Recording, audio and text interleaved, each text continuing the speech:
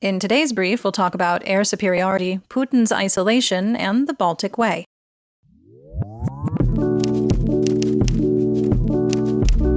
I'm Linnea, and today is Tuesday, August 22nd, 2023.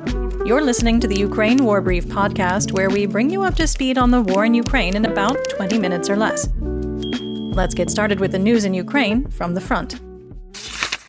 The General Staff of the Armed Forces of Ukraine, or GSAFU, reported that Ukrainian forces destroyed 12 tanks, 14 armored personnel vehicles, or APVs, 19 artillery systems, and 460 Russian troops on August 20th. 410 Russian personnel were, quote, liquidated on August 21st, along with 4 tanks and an impressive 27 APVs and 31 artillery systems. Repeated Ukrainian strikes well behind the front lines have been degrading the morale of Russian troops, according to the Institute for the Study of War, or ISW, threatening the stability of Russian defense forces in a number of critical areas of the front, and with the potential to cause panic that could quickly spread among Russian frontline units. The Russian infospace isn't thrilled about it either, and it's sparking criticism of Russian military command. In the Eastern Theater of Operations, Ukrainian forces liberated 3 square kilometers near Bakhmut in Donetsk Oblast over the past week. Deputy Defense Minister Hanna Maliar reported that the AFU has regained 43 square kilometers in the area since the counteroffensive started, and forces are continuing to advance on Bakhmut's southern flank. Russian forces attempted advances near Klishchiivka, Marinka, and Novomikhailivka, all in Donetsk Oblast, but were unsuccessful. In the Southern Theater of Operations, Deputy Minister Maliar reported that the AFU have advanced to the southeast of Robotine in Zaporizhia Oblast, and intense combat action is currently ongoing. Russian forces tried to retake positions to the east of Robotine, but failed. The United Kingdom Ministry of Defense, or MOD, reported on the 21st that Russia is very likely to create a new military formation in an effort to, quote, free up more experienced units to fight on key axes, end quote. The formation, the 18th Combined Arms Army, will most likely be made up of units currently operating in Kherson Oblast, such as the 22nd Army Corps, which, fun fact, normally makes up the Russian garrison in occupied Crimea, and will probably consist primarily of mobilized personnel focused on defensive security operations in the southern region of Ukraine. Some assessment: these would be static defense troops of questionable quality, made up of Mobics who are virtually worthless as offensive troops. They will be, in essence, placeholders, meant to take up space and provide at least a minimal defense should Ukraine decide to press an attack in the Kherson area. They would be considered disposable. More so than other Russian troops. And the hope would be that their mere presence would slow down an attack long enough for Russia to redeploy more capable troops. So, basically, human speed bumps. This would be an area to watch.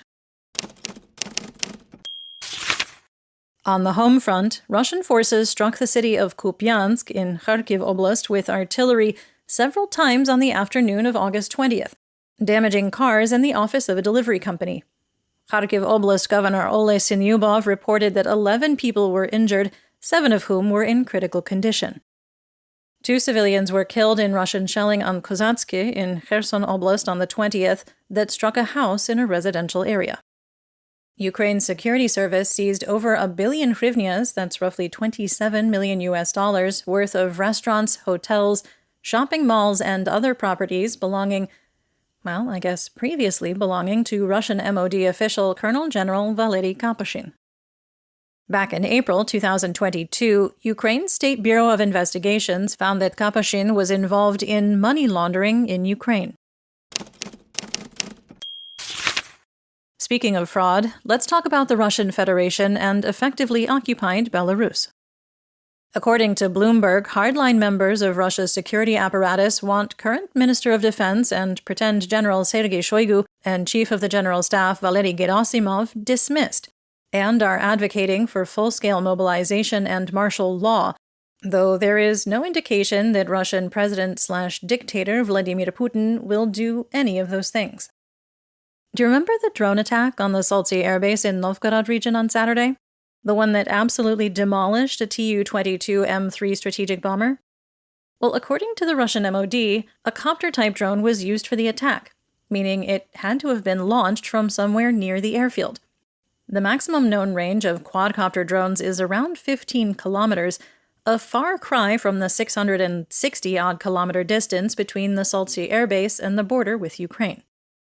Generally speaking, one would expect a security battalion would be patrolling the airfield and seeking out saboteurs, making a strike like this nearly impossible. It seems, however, that the security battalion was sent to the front lines in Ukraine, according to Russian mill blogger Fighter Bomber. Some quick assessment. If that's true, it points to Russia's desperate need for manpower on the front and the vulnerability of military assets deep within Russian territory. If you're enjoying the episode, please rate us and leave a review on whatever podcast platform you're listening on. If you have any questions, comments, or concerns, please feel free to reach out to us via email at social@borlingon.media. That's BORLINGON.media. Let's talk about the news worldwide. Putin has decided not to call South Africa's bluff and is absent from the BRICS summit in Johannesburg. While the South African government had announced that it would honor the International Criminal Court, or ICC, warrant for Putin's arrest should he attend, the Kremlin had previously implied that the ICC warrant would not prevent his attendance. Putin has participated in the summit remotely so far. Some analysts assess that his decision not to attend in person could also be influenced by political uncertainty in Moscow.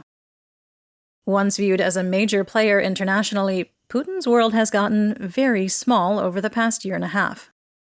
On August 23, 1989, approximately 2 million people joined hands to form a human chain spanning 690 kilometers across the Baltic states, that's Estonia, Latvia, and Lithuania, as a show of unity and desire for independence.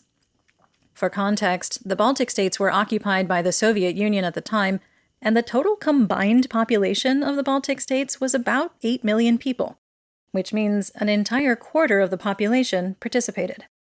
Tomorrow is the 34th anniversary of the so-called Chain of Freedom, or Baltic Way, so a special hello to all our friends and colleagues in the Baltics. Now let's get into military tech. Denmark has joined the F-16 club. Danish Prime Minister Mette Frederiksen announced at a joint press conference with Ukrainian President Volodymyr Zelensky that Denmark would join the Netherlands in supplying F-16 fighter jets to Ukraine, pledging to deliver 19 F-16s, bringing the total number promised to Ukraine to 61. Quote, "Air superiority is the key to success on the ground," end quote, according to Ukrainian Air Force Command spokesperson Yuri Ihnat, stating that there are 8 or 9 Russian fighters in the occupied territories that are launching guided aerial bombs and missiles at Ukrainian cities and troop positions, and that Western F-16 fighters would give Ukraine that much-needed air superiority. Ihnat added that Ukraine needs 128 new fighter jets to achieve air superiority and to replace old aircraft. Ukrainian pilots are currently training to operate F-16s.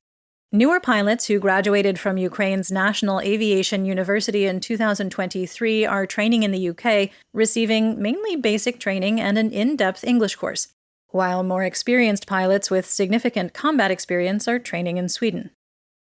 The Ukrainian MOD is working on a draft for a law creating a military police, a military formation whose tasks, similar to military police in many Western militaries, would include combating war crimes and ensuring discipline among personnel in the AFU, the MOD, and the State Transport Special Service.